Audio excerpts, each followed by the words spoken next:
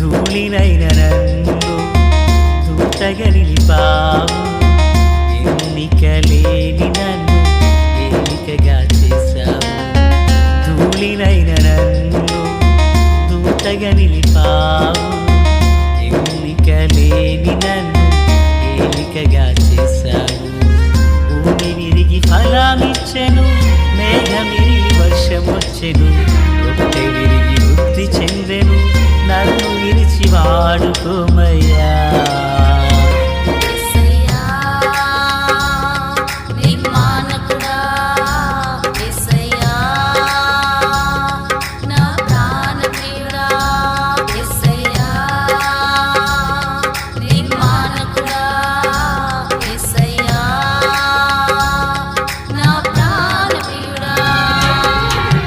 ధూళినైన నన్ను దూతగా నిలిపావు. ఎన్నికలేని నన్ను ఏలికగా చేశావు.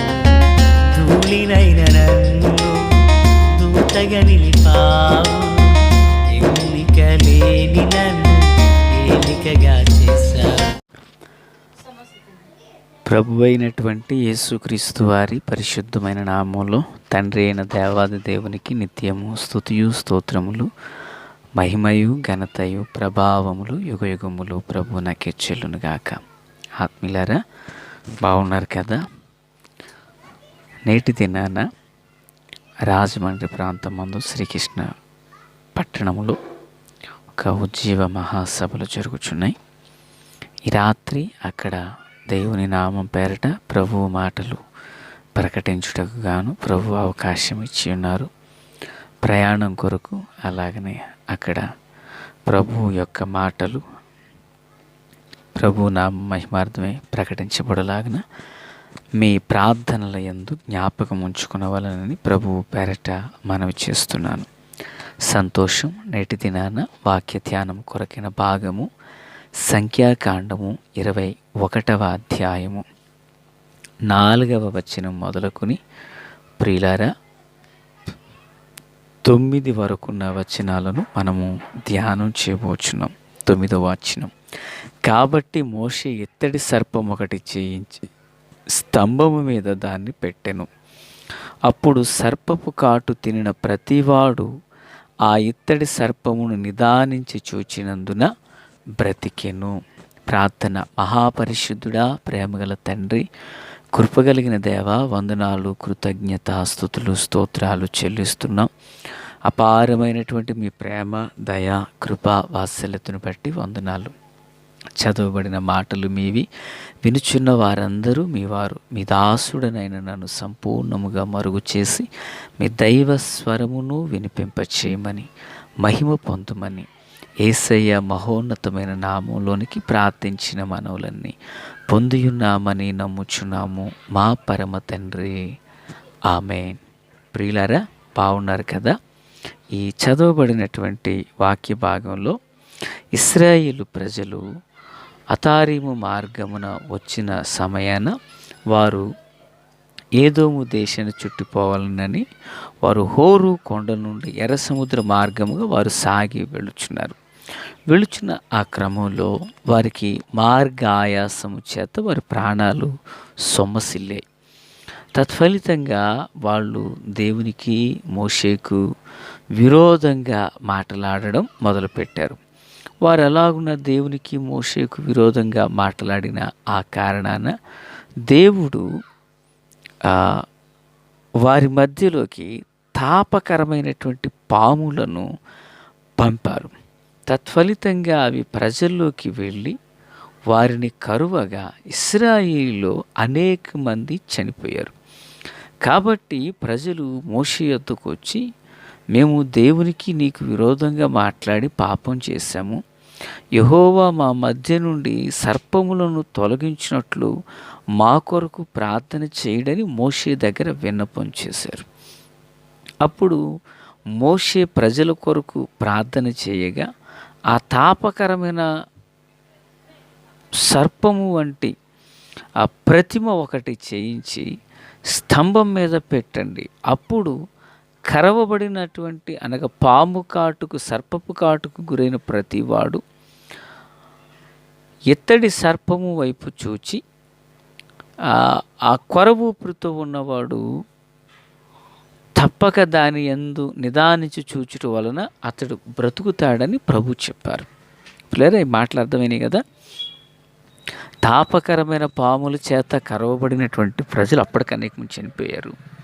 ఈ సర్పపు కాటు తిన్నటువంటి వాళ్ళు దాన్ని నిదానించి చూడగానే ఏమవుతున్నట్టు వారు బ్రతుకుతారన్నమాట. బ్రతుకుతారు. కొర ప్రాణంతో ఉన్నటువంటి వారు బ్రతుకుతారు. కనుక దేవదేవుడు మోషేకు ఏదైతే ఆజ్ఞాపించారో ఆ ప్రకారంగా మోషే ఇత్తడి సర్పాన్ని ఒకటి చేయించి దాని స్తంభం మీద నిలవబెట్టగానే ప్రజలు అన్ని కొర ప్రాణంతో ఉండినటువంటి వారు దాన్ని చూడడం మొదలుపెట్టారు. చూచిన వారు అద్భుతంగా వారు బ్రతికారు. దేవునికి స్తోత్రం. చూడండి, బహుశా ఆకుమర్తి డానియల్ గారు అనుకుంటున్నాను.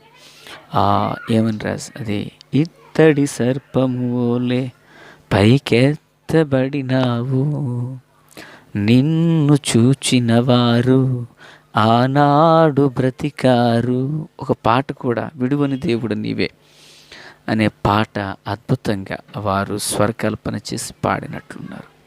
మంచి స్పందన ఆ రోజుల్లో, అప్పటికిప్పుడు కూడా పాటకున్నది. సరే, విషయం ఏంటంటే ఇప్పుడు కొర ప్రాణంతో ఉన్న వాళ్ళందరూ ఆయన చూచి బ్రతికారు. ఆ సర్పమును చూచి వారు బ్రతికారు. రోజు దేవుని పిల్లలుగా మన జీవితంలో మనం ఒక మాటను గుర్తుపెట్టుకోవాలి. కొర ప్రాణంతో ఉండిన ప్రజలు ఇత్తడి సర్పాన్ని చూచి ఎలాగైతే బ్రతికారో, వింటున్నారు పేరా, ఎలాగైతే బ్రతికారో అలాగుననే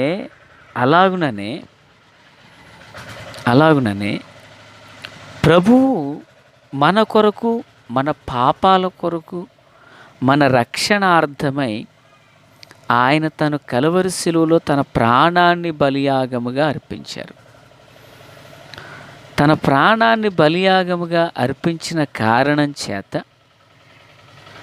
ఆయన వైపు చూచిన వారు, అనగా ప్రభు వైపు చూచిన వారు, ఆనాడు సర్పపు కాటు దెబ్బతిన్నవారు ఎలాగున నిదానించి చూచి బ్రతికారో, వింటున్నారా, ఎలాగున నిదానించి చూచి బ్రతికారో అలాగుననే పాపము చేత బంధించబడిన వారు కలువరిలో ప్రాణమును బలియాగముగా అర్పించిన యేసును చూచి వీరు బ్రతుకుతారు. దేవునికి స్తోత్రం. ప్రియులరా, ఆనాడు సర్పపు కాటు తినిన ప్రతి ఒక్కడు నిదానించి చూచి బ్రతికాడట. దేవుని వాక్యం సెలవిస్తుందంటే హడావుడికి వచ్చి నీళ్ళలో మునిగిపోయి రక్షణ పొంది చర్చిలో ఉండిపోవట్లేదు. యెహోవా ఉత్తముడని రుచి చూచి తెలుసుకోమనుంటుంది. ఆయన మీ సమీపమందుండగా మీరాయనను వెదకండి అని అంటున్నారు. ప్రియులరా, కనుక నిదానించి ఆనాడు సర్పపు కాటు తిన్నటువంటి వారు ఎలాగును చూచారో, ఈ కడవరి కాలంలో ప్రభు అయిన యేసు వైపు అలాగున తిరిగి చూడగలిగితే ప్రతి పాపికి రక్షణ దొరుకుతుంది, ప్రతి పాపికి విడుదల దొరుకుతుంది, ప్రతి పాపికి విమోచనము దొరుకుతుంది. దేవునికి స్తోత్రం. ప్రియులారా, ప్రతి ఒక్కరికి రక్షణార్థమైనటువంటి జీవం దొరుకుతుంది. ఆమేన్. ఆనాడు సర్పపు కాటు తినిన వాళ్ళు ఇత్తడి సర్పాన్ని చూచి వారు బ్రతికారు పిల్లరా. కానీ ఈనాడు సిలువలో ఉన్న యేసును గ్రహించి గుర్తించి హృదయాల్లో చేర్చుకున్న వాళ్ళు నిత్య జీవాన్ని పొందబోతున్నారు. నిత్య జీవాన్ని వారు స్వతంత్రించుకొనబోతున్నారు. నిరంతర స్తోత్రార్హుడైన యేసు ప్రభువునకు సాక్షులుగా జీవించుటకై వారికి అవకాశం దొరుకుతుంది. దేవునికి స్తోత్రం. ప్రియులారా, కనుక మన ఆత్మీయ జీవితంలో యేసు వైపు చూడాలి. హెబ్రీ గ్రంథకర్త అంటాడు, విశ్వాసమునకు కర్తయు దాన్ని కొనసాగించువాడునైన యేసు వైపు చూచుచు మీ ఎదుట ఉంచబడిన పందెపు రంగములో ఓపికతో పరిగెత్తండి అంటాడు. కనుక దేవుని పిల్లలుగా మన ఆత్మీయ జీవితం, మన పరిశుద్ధ జీవితం యేసు వైపు చూస్తూనే వెళ్ళాలి. లోతు భార్య వలె సొదొమ గొమొర్రాల వైపు చూడకూడదు. దేమ వలె లోకం వైపు చూడకూడదు. మనం ఎటువైపు చూడాలి? సిలువలో ఉన్న యేసు వైపు చూడాలి.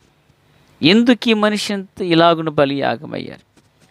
ఎందుకు ఈ మనిషి ఇలాగున నా కొరకు నా స్థానంలో ఒక ఆయన చనిపోయారని ఆయన మనం గుర్తెరిగి సొంత రక్షకునిగా అంగీకరించిన ఎడల నిశ్చయంగా దేవుని కృపను మనం పొందుకుంటాం. దేవా లోకాన్ని చూచి వెళ్ళిపోయాడు. పేతురు నీళ్లను చూచి మునిగిపోయాడు. లోతు భార్య లోకాన్ని చూచి ఉపస్తంభంగా మారిపోయింది. కానీ యేసు వైపు చూచిన వాడు నూతనమైన జీవాన్ని పొందబోతున్నారు, నూతనమైన కృపను పొందబోతున్నారు. కనుక పిల్లరా, ఆ విలువైనటువంటి సన్నిధిని కలిగిన వారమై ప్రభు యొక్క హస్తాలకు మనల్ని మనం అప్పగించుకుందుము గాక. ఆమేన్. తండ్రి దేవా స్తోత్రాలు. దీవించి ఆదరించి బలపరచండి, పరిశుద్ధపరచండి. దైవ కుమారుని సన్నిధి ప్రసన్నత ప్రభావములను అనుగ్రహించండి. ఆశ్చర్యకరమైన మీ వెలుగును, కృపను, సత్యమును బయలుదేరచేయనివ్వండి. ఈ మాటలు మా అందరి హృదయాల్లో ఫలభరితం చేయండి.